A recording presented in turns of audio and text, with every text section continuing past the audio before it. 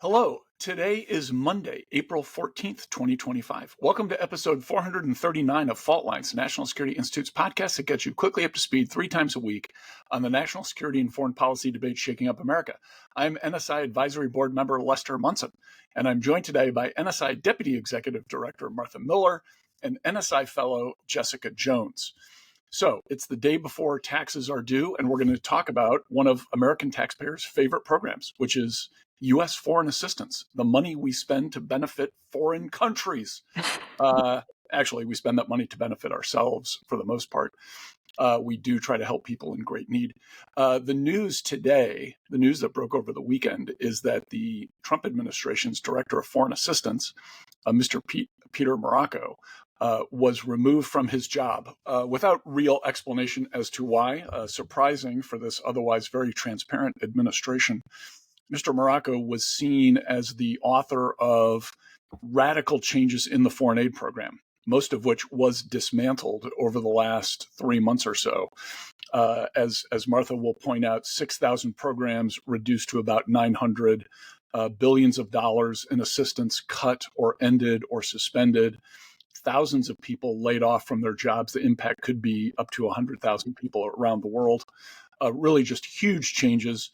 A lot of controversy about this, about the U.S. kind of leaving the door open for China to come into these developing countries and play a bigger role there. Some consternation, perhaps a great deal of consternation in Congress. Certainly congressional Democrats were opposed to what happened.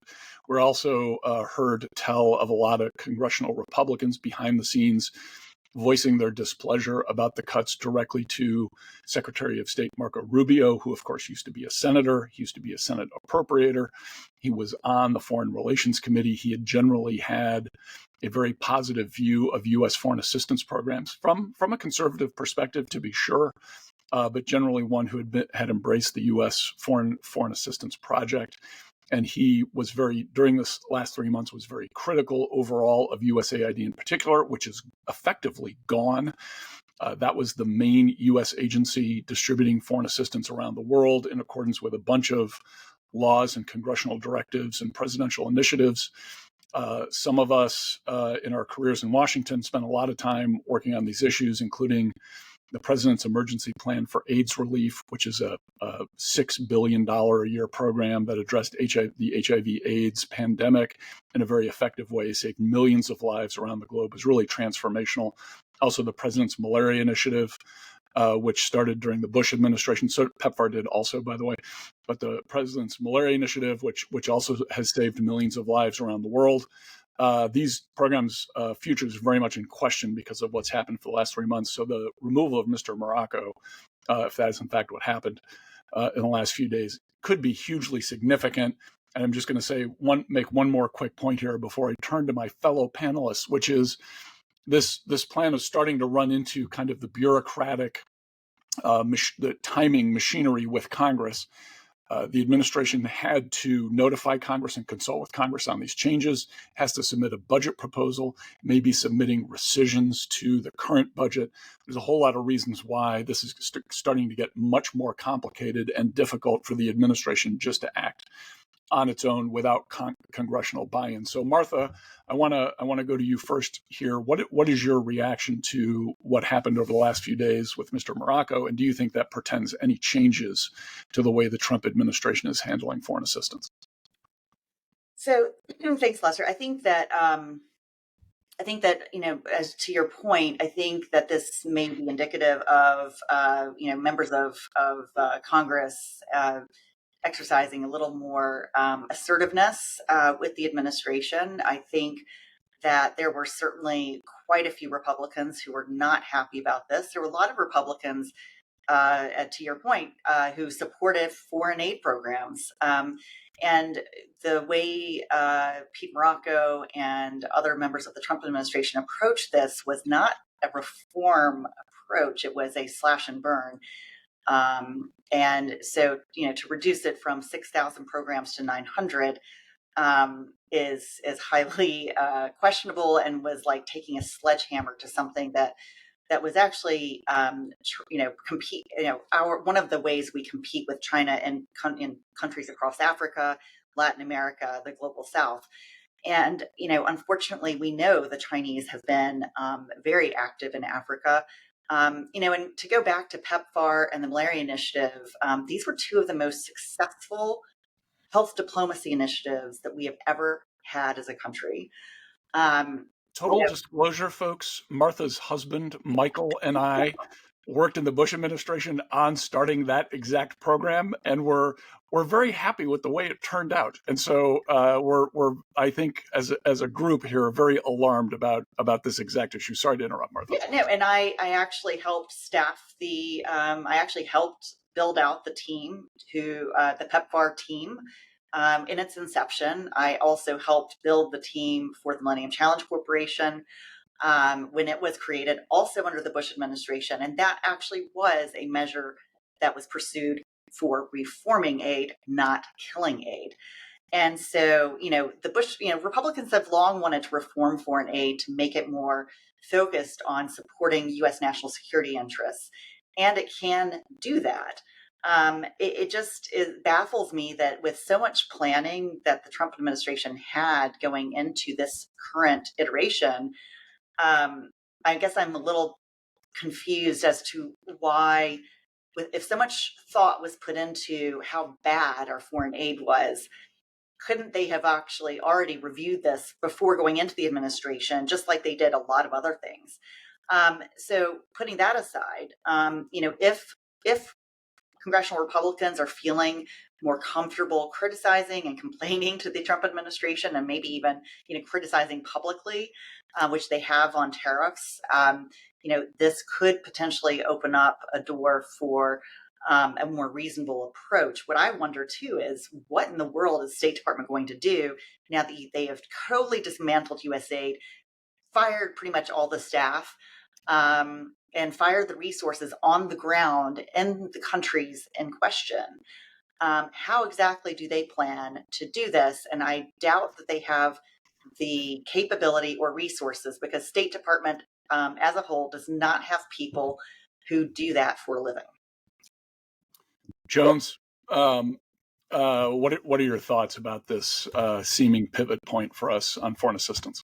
Walking back a little to the conversations we've had about Signalgate and the apparent, schisms that might exist within the Trump administration and the foreign policy cabinets and leadership, this can be seen in one way as representation of that.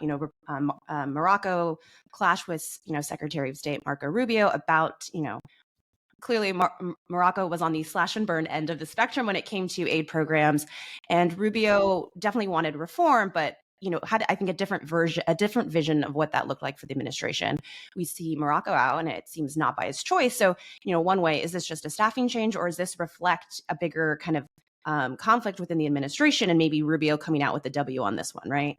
But I think to Martha's last point, okay, aid is basically aid is basically gone. It's now supposed to fall under state. What does that actually look like? The architect of that is now gone. So who is leading this transition? Who is figuring out those really important questions Martha just asked of, like, what are the resourcing? What does staffing look like? It's still from 6,000 programs. There's still 900 programs that need to be managed and implemented. Who is going to do that? Who are making these decisions? And I think we haven't really we're not left with much information about that. Of course, the State Department is already stretched thin. So who's going to handle, who has the expertise to Martha's questions? And, if I'm a foreign partner, I'm already, worried about the reductions across aid. And now there's not even there. Who's running the ship, right? I mean, we talked about tariffs and the financial markets needing stability. So do our partners and allies, right? They need that just as much, and they're left questioning and looking around. And I do wonder, what was also in the headlines last week was Elon Musk stepping down from DOGE. He special employee, only at 130 days. He claims to have, he's meeting his milestones that he set out for himself from 2 trillion or 5 trillion to 1 to now 150 billion, questionably. But this slash and burn mentality, we've had it for 3 months now. We've seen, thousands of jobs, reduced. We've seen departments basically eliminated. Are we at the end of slash and burn, right? What is DOGE without Musk? What is, the dismantling of aid without Morocco, right? So I wonder to the bigger question of, are we at the tail end of that? And if we are, what does the future look like, especially with those changes afoot and those reductions in expertise and resources that we had previously? And if I can jump in again, if I may, I think one thing I wonder is how will they go about recruiting people now that the job security doesn't look so hot for people who join the administration. Honestly, I think at this point, most reasonable people who care about their reputation and what could happen to them, or who are cautious, might be nervous about joining an administration where where you could just on one full, you could just be wiped away along with other members of the administration, without any warning or reason.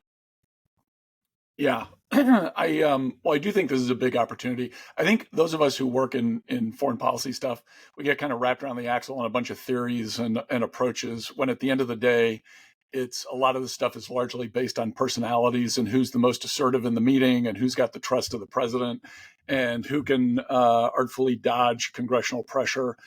And Pete Marocco proved that he was able to do that, at least in the short term. He's generally not been able to do it over the long run. So I think now that there is a significant change in personalities, this is an opportunity for the administration to do something more sensible, but it's going to require people who have goodwill and trust to step forward and be willing to take a little bit of risk here and put back together the things that really should be put back together. And that's not to say there shouldn't be changes. There should be.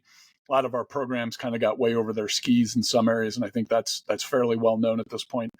But you do need to go back and review some of the basics, particularly in the global health area, where it really did make a huge difference around the world and kind of burnish the American reputation in a way that very few other things can do. Okay, that's a wrap. Thanks so much to Keelan Wolf, Taylor Lane, Claude Jennings, and the NSI staff for their help in producing today's episode.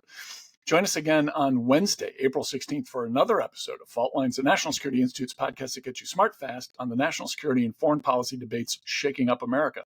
Fault Lines is now on YouTube, so check out our channel there for a video of today's episode. If you like what you heard or saw, be sure to rate, review, and subscribe.